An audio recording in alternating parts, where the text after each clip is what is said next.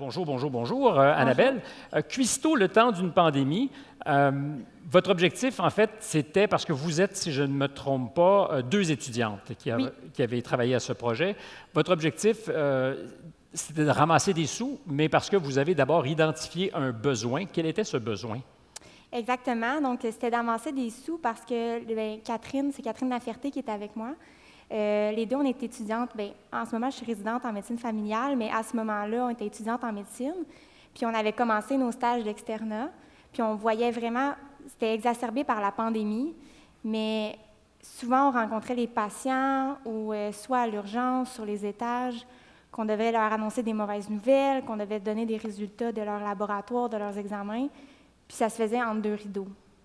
Dans un couloir. Dans un couloir.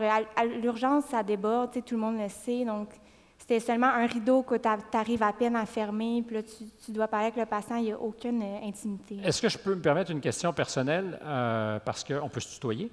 Ben oui. Tu seras médecin bientôt. Oui. Comment? Parce que ça, on n'apprend pas ça à l'école, à annoncer une mauvaise nouvelle à quelqu'un. Non. Bien, à Sherbrooke, ça, sont vraiment proactifs pour ça, là, mais on a vraiment, vraiment beaucoup de simulations. Mais les Donc, premières... c'est pas comme la réalité. Là, Mais les premières fois où, justement, tu as eu à dire, ben c'est pas des bonnes nouvelles. Non, c'est sûr que c'est difficile. C'est sûr que le fait d'avoir un environnement plus intime, ça faciliterait là, beaucoup l'annonce des mauvaises nouvelles parce que nous aussi, on se sent inconfortable d'annoncer ça dans ces conditions-là. Là. Puis tu veux pas nécessairement des témoins autour, tu veux être capable de te concentrer sur la personne et la famille aussi. Exactement. Puis à l'urgence, il y a des infirmières, d'autres médecins qui passent à côté de toi, des chariots, tasse-toi parce que là, il faut passer. Fait que c'est vraiment sous-optimal. C'est évidemment complètement hors propos, mais est-ce que tu penses qu'on serait pas moins malade, mais peut-être mieux soigné si on pensait aussi aux espaces où on fait les choses, comme vous semblez y penser, vous? Je pense que surtout ce que ça l'aiderait aussi, des fois, c'est des annonces de mauvaises nouvelles. Des fois, c'est qu'on annonce des décès d'un membre de la famille.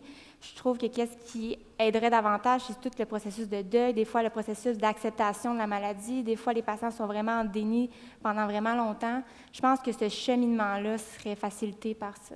C'est beaucoup de choses, hein, quand on est jeune, de faire face à ce genre de tragédie, parce que quand on apprend que nos jours sont comptés, c'est pas simple. Puis j'imagine qu'il n'y a pas d'âge où c'est facile, mais c'est un apprentissage. Je lève mon chapeau. Et vous avez décidé de trouver une solution, de ne pas attendre que ça vienne d'en haut. Vous avez décidé de trouver des sous avec un livre de recettes assez original, puis ça a marché. Alors, quel était l'objectif de ce projet de livre de recettes? Oui, dans le fond, c'est qu'on a travaillé de pair avec la Fondation du CHU, qui est à Sherbrooke. Pour justement, on a créé, Catherine et moi, un livre de recettes de A à Z, qu'on est allé recruter des participants qu'eux, ils nous fournissaient leurs recettes parce que Catherine et moi, on ne cuisine pas du tout. Là. Donc, c'était pas nous qui allions faire le livre de recettes. Non, vous êtes aux urgences, fait que non, vous n'avez pas le temps de cuisiner. Pas le temps. Donc, on est allé chercher 104 groupes de personnalités. Donc, il y en a que, mettons, n'importe qui pouvait décider de participer, qui présentait sa recette. Donc, ça a bâti notre livre. Puis après ça, on l'a vendu là, à différentes places au Québec. On a vendu environ 3000 exemplaires. Mais je ne sais pas combien vous les vendiez, mais les profits ont été pas pires, hein? Oui, c'est pas nécessairement par la vente qu'on a fait autant de profits, oui, parce qu'on a amassé environ 205 000 $ avec notre recette. Ouais. Est-ce qu'un de ces espaces est en train de voir le jour? Dans un hôpital? Parce qu'évidemment, vous vouliez avoir des sous pour créer ces salons, je ne sais pas comment on les appelle. Non, c'est ça. On ne voulait pas juste faire une levée de fonds, amasser de l'argent. On voulait vraiment que l'argent aille à un projet qu'on avait à cœur. Donc, il y a un nouveau centre mère-enfant urgence au CIUS de l'Estrichus qui se bâtit à Sherbrooke, à Fleurimont. Puis, cet argent-là va aider à aménager 3 salons famille qu'on appelle. Que ça, justement, c'est des salons vraiment plus privés qu'on peut pouvoir soit annoncer des mauvaises nouvelles, soit les familles vont pouvoir aller se recueillir là. Donc, aussi pour que les familles aient du répit. Là, ouais. Puis les hôpitaux, ça ressemble moins un peu à des hôpitaux. Prochaine étape, c'est de faire un livre de recettes pour trouver de l'argent pour des salons bonnes nouvelles. Oui, c'est ça. Non, il y a des bonnes nouvelles aussi là, à l'hôpital. Merci beaucoup. Bravo. Merci.